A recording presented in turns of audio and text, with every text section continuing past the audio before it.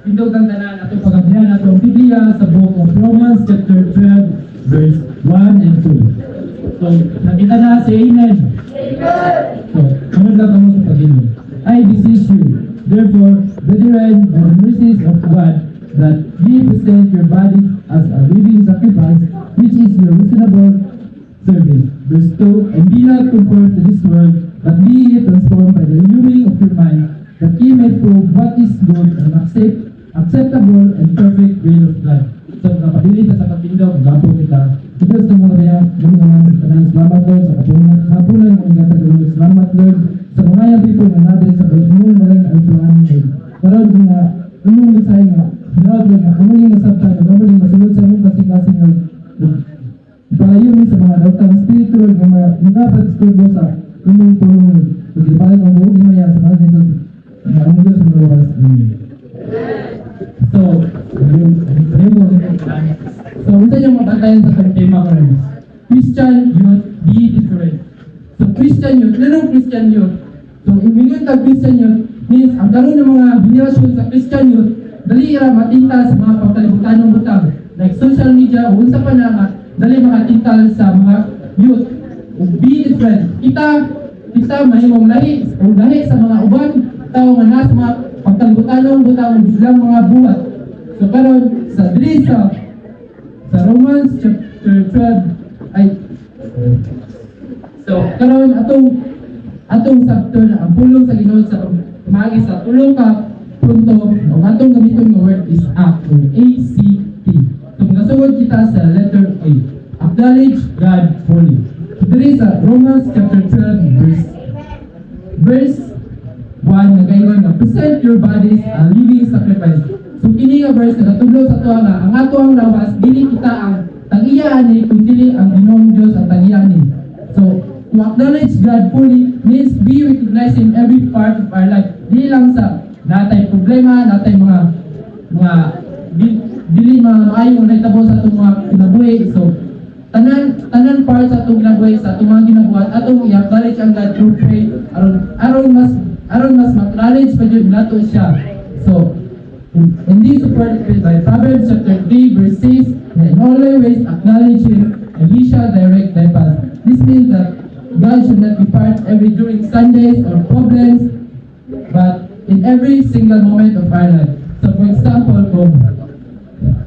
kung ang bata wala gitarong o guide sa ginikanan, ang kinabuhi sa bata o iyang life is mahimong silabli, mahimo siya wala sa karong nga direction sa iyang kinabuhi. Pero kung ang bata gitarong o guide sa iyang ginikanan, mahimong ang iyang kinabuhi nga nasa tamang direction kay tungod gitarong siya o guide siya ginikanan. So parehas sa gyapon sa Ginoo kung atong gi-acknowledge ang Ginoo, hatagad na niya guidance kay tungod ato siyang gi-acknowledge and dili tama wala sa atong direction kay tungod atong gi-acknowledge ang Ginoo. So as we move sa kadua nga point is letter C. Change your mindset. So unsa lang change your mindset? Atong sabon atong una naa sa mga sa Ginoo. So sa Romans chapter 12 verse 2 nag-ingon, be ye transformed by renewing of your mind. So kani ang tinuod nga pagbago dili sa gawas kundi sa atong una atong tugutan ng Ginoo nga mausa pa atong huna sa iya para kita ma-renew ang atong huna. So kung atong huna mali, so atong resulta po sa atong mga kagi sa atong kinabuhi may mali po. Pero kung atong huna tama sa magi sa pulong sa Ginoo, mahimong tama ang direksyon sa atong kinabuhi tungod kay sa pulong sa Ginoo. So, this is for example, kung ang baso ugaw, ugnayan mo siya tubig ga hinlo. So ang resulta sa baso mo, so ang resulta sa tubig bugaw gyapon. Pero kung ang baso hinlo pod ang tubig, ang resulta pod sa tubig mahimo pod ang hinlo tungod ginuan ang baso. Pero sa gapon sa Ginoo kung Amen.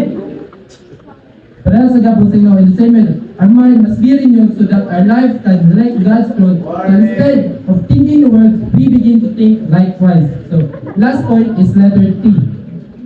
transformed and don't conform. So Romans chapter 12 verse 2, okay, be not conformed to this world. And Peter chapter 2 verse 9, nag-remind sa ito nga, ye are chosen generation, a royal priesthood and a peculiar people. So kani nag-ingon nga, we are not ordinary people or because we are chosen in God.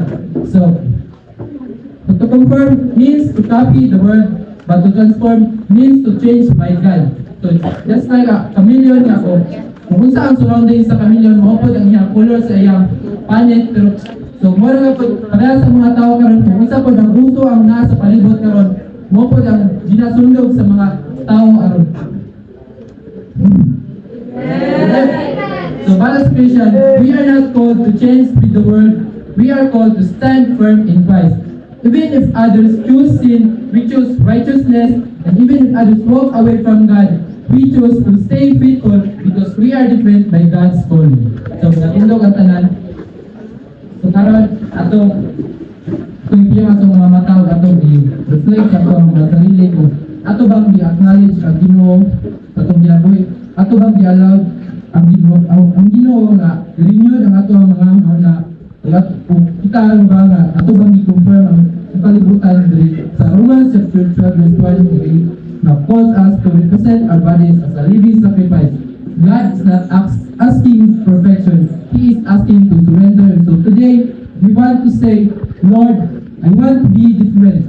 I want to follow you fully. Then make this decision in your right now. So ako kita, ito sa mga yung mga salamat Lord, sa ako ng mga Lord, salamat Lord sa mga people na natin Lord. Salamat Lord sa mga tulong Lord, na among nabasa Lord. Amo tayo yung buhat Lord,